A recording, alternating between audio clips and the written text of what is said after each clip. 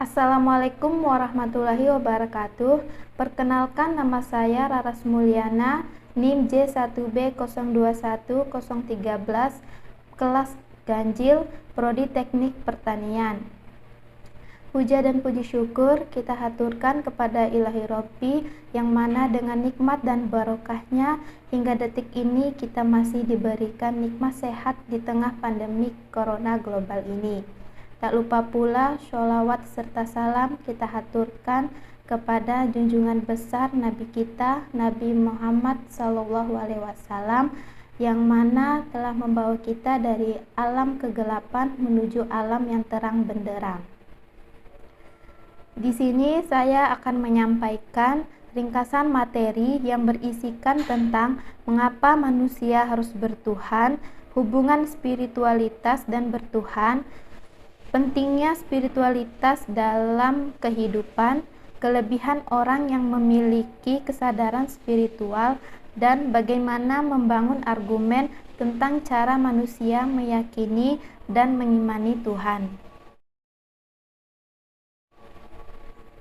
Langsung saja kita masuk pada poin pertama, yaitu mengapa manusia harus bertuhan. Manusia harus bertuhan itu karena memang membutuhkan. Fitrah dasar manusia adalah butuh pegangan, karena manusia memang diciptakan lemah yang akan selalu butuh pertolongan. Diciptakan suka mengeluh yang akan selalu butuh hiburan. Tidak ada kehidupan yang lebih membahagiakan selain hidup dengan penuh kepercayaan pada Tuhan. Lalu bagaimana dengan yang tidak ada kepercayaan? Mau mengeluh kemana? Mau curhat kemana?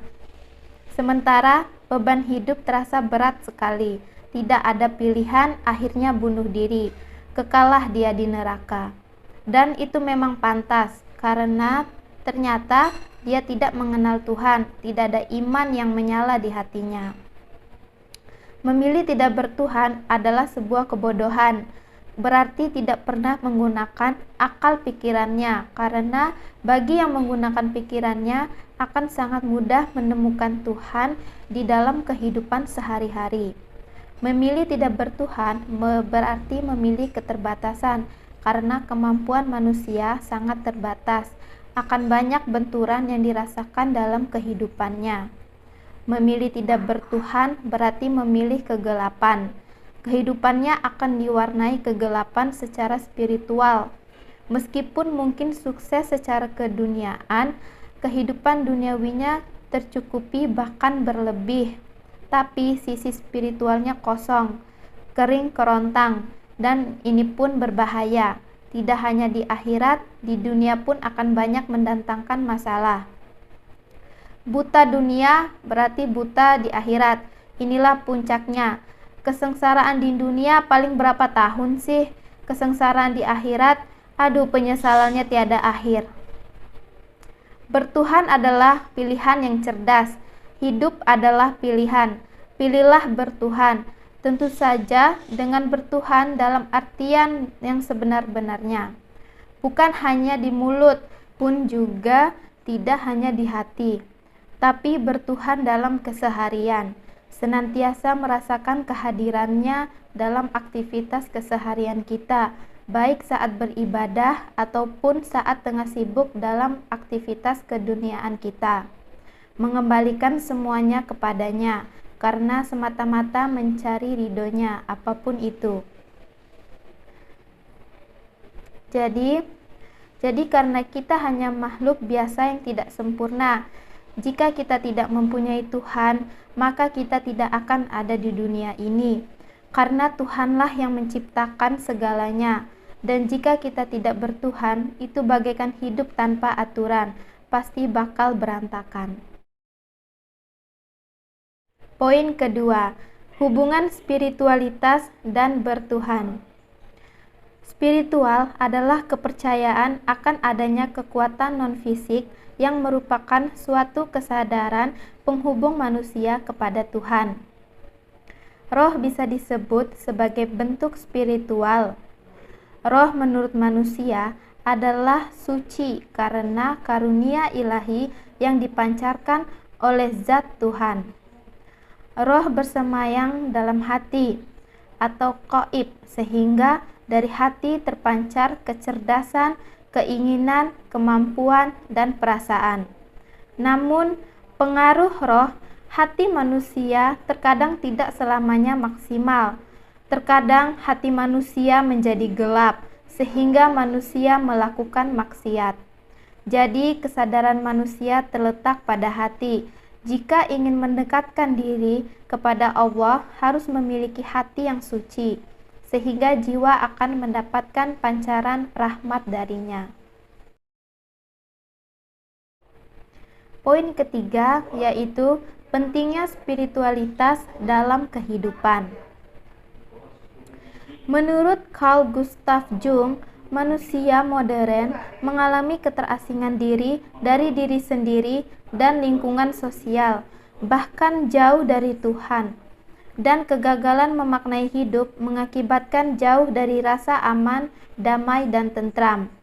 Agar manusia kembali memiliki etika moral dan sentuhan manusiawi dalam kehidupannya, maka penguatan spiritualitas perlu dilakukan. Secara filosofi spiritualis sebagai penguatan visi ilahi, potensi bertuhan atau kebertuhanan.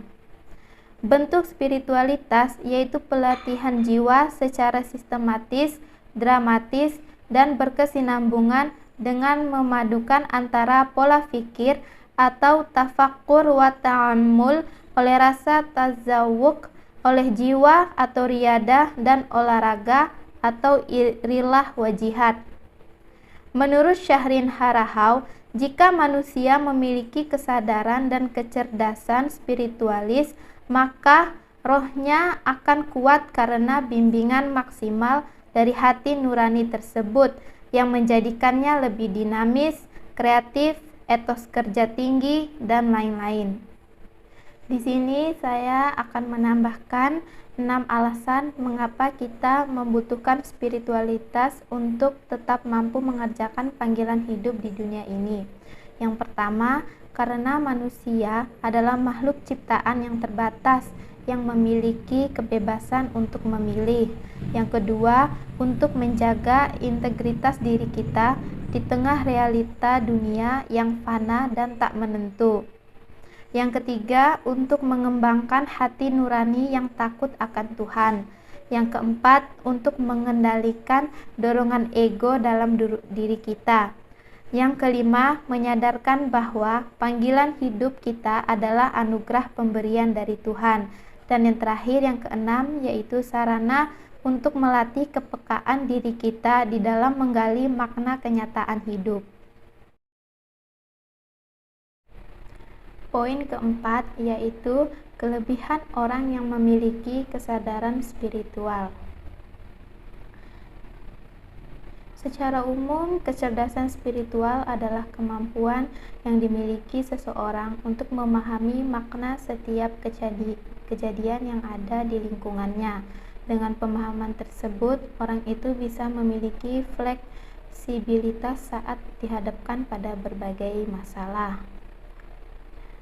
Jadi di sini kelebihan orang yang memiliki kesadaran spiritual yaitu dia memiliki kesadaran diri, mengetahui apa yang menjadi nilai dalam hidupnya, apa yang dia percayai dan apa yang memotivasinya, lalu mampu mengatasi masalah sesuai prinsip dan keyakinan yang dipegangnya, menghargai keberagaman dan menolak untuk melakukan kekerasan pada orang lain, mampu memiliki dan berpegang teguh pada keyakinan sendiri yang mungkin berbeda dari kebanyakan orang, mampu mengambil manfaat dan makna dari pengalaman sehari-hari, mampu memanfaatkan sumber daya spiritual untuk memecahkan masalah dan berbudi luhur. Di sini saya akan memberikan tips cara melatih kecerdasan spiritual, yaitu yang pertama, melakukan kegiatan amal merupakan salah satu cara di mana kita bisa bertemu dengan orang-orang yang sepaham. Di sini kita akan mendapatkan lebih banyak pengalaman baik dari rekan sesama relawan maupun orang-orang yang kita bantu. Yang kedua, mau terbuka dan menerima perbedaan. Yang ketiga, sering merefleksikan diri untuk lebih memahami hidup. Dan yang terakhir, yang keempat, bersedia melakukan kebaikan baik terhadap orang-orang yang dikenal maupun tidak. Poin terakhir yaitu bagaimana membangun argumen tentang cara manusia meyakini dan mengimani Tuhan. Meyakini atau mempercayai Tuhan artinya pengikat dan pembatasan terhadap wujud mutlak Tuhan. Ada dua aspek tentang keimanan, yaitu keyakinan dan indikator praktis. Keyakinan dimaknai sebagai pembenaran terhadap suatu konsep atau tentang Tuhan, sehingga ia menjadi aturan dalam hati yang menunjukkan hukum sebab akibat, identitas diri, dan memengaruhi penilaian terhadap segala sesuatu, serta dijalankan dengan penuh komitmen. Sedangkan indikator praktis, yaitu keimanan, dapat ditengarai dengan sikap dan perilaku yang dilakukan manusia. Keimanan manusia memiliki pasang surut. Iman terbentuk karena peran Tuhan dan manusia. Peran Tuhan seperti karunia berupa akal dan roh, sedangkan manusia berupa proses pembelajaran, pembiasaan, dan pengalaman dari diri sendiri maupun orang lain. Jadi, dapat disimpulkan bahwa pembentukan iman identik dengan pembentukan karakter. Orang yang beriman adalah orang yang berkarakter.